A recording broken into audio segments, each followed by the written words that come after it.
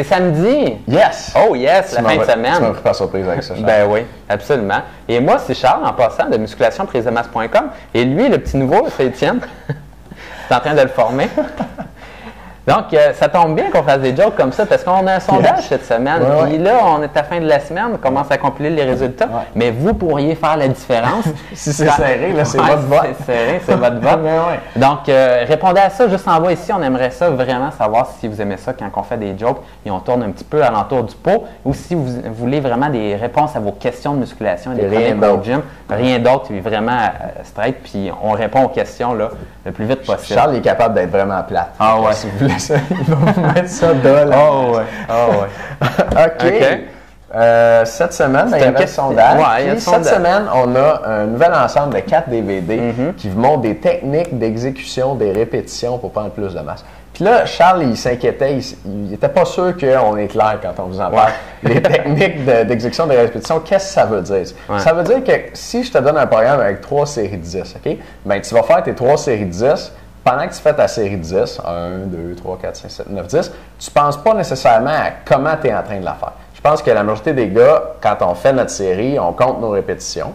Puis c'est pas mal tout. T'sais, on essaie de ne pas être déconcentré par la fille qui fait du deadlift en avant. Puis c'est tout. On compte nos répétitions, puis on ne pense pas à la façon dont on fait nos répétitions. Mais il y a des façons de faire nos répétitions différemment. Par exemple, des techniques dont vous avez peut-être déjà entendu parler, le super slow. On va en donner une coupe. Le super slow, c'est vous faites votre répétition très lentement en vous concentrant sur la tension dans le muscle. Ouais.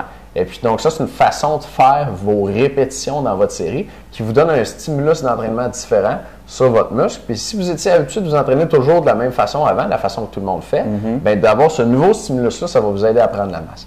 Vous pouvez faire vos séries de façon explosive, c'est l'inverse. De façon explosive, ça développe votre puissance, puis ça développe aussi votre force, parce que quand vous mettez très lourd sur vos prochaines séries, bien, mettons que j'ai 200 livres, puis je fais ma répétition, je pousse le plus fort que je peux, là, mais j'ai 200 livres, puis je fais ma répétition en 3 secondes, bien, si je la faisais en 2 secondes parce que je suis plus puissant, je suis plus rapide, bien, je vais pouvoir en faire plus. Je vais dépenser plus d'énergie parce que je suis plus puissant, je vais pouvoir déplacer la charge plus vite. Et puis, une autre technique comme ça? Ben, je sais pas. Moi, les 21, par exemple, donc vous pouvez faire, au lieu de faire des répétitions comme ceci, on peut cibler des parties, dans le fond, du mouvement. Donc, cibler vraiment le début du mouvement, faire 7 répétitions avec une charge maximale pour ça, 7 répétitions avec une charge maximale en haut, puis après ça, tu finis ton muscle avec 7 répétitions complètes. Puis ça marche vraiment bien. Puis, il y a quelques personnes que je vois au gym le faire pour les biceps parce que c'est un classique pour les biceps, les 21 pour les biceps, mais vous pouvez le faire pour tous les exercices puis ça marche en chien.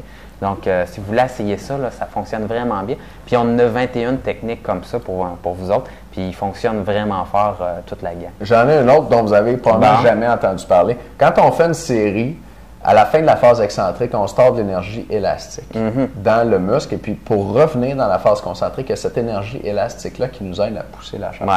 Donc, une de nos 21 techniques, c'est la pause en bas.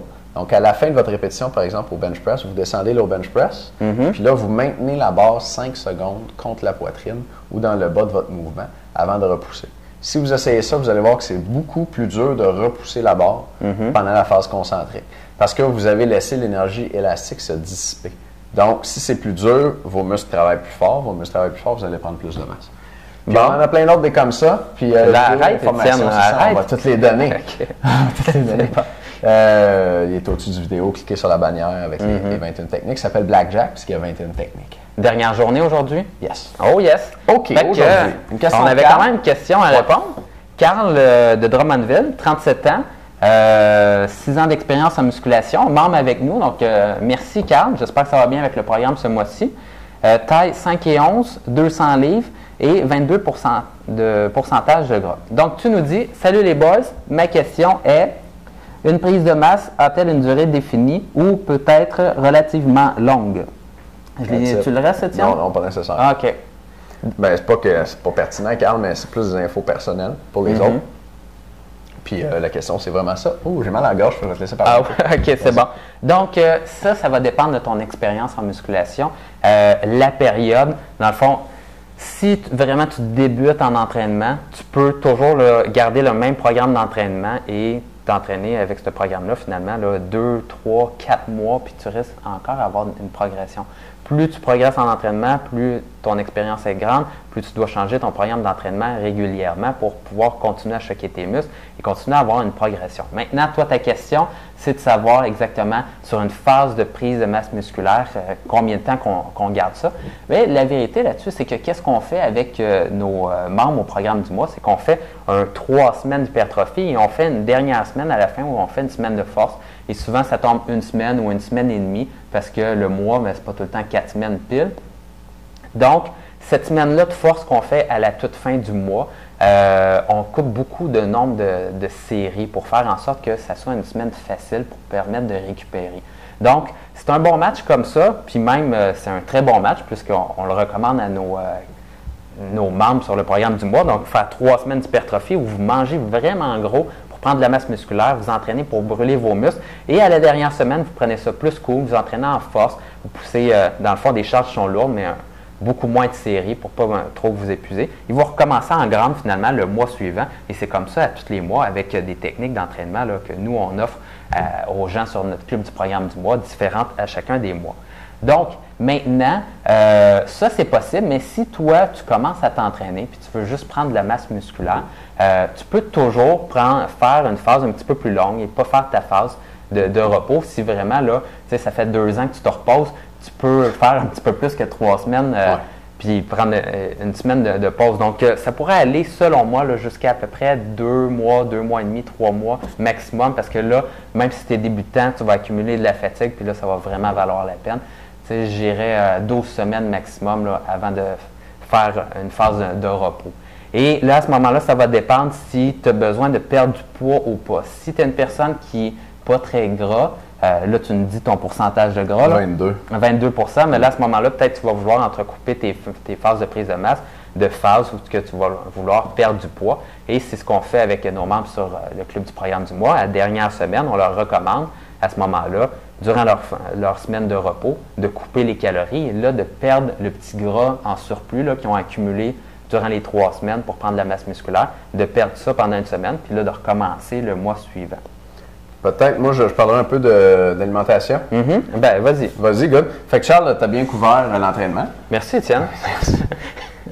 Tu me donnerais quelle note, là? Je me trouve vraiment professionnel quand tu me dis ça. Tu sais, comme à la télé, ils disent « Merci Jean-Pierre », tu sais, comme c'est ça. Le gars de la météo, là, tu sais, ou le gars de la circulation qui dit à l'autre gars « Merci », tu sais.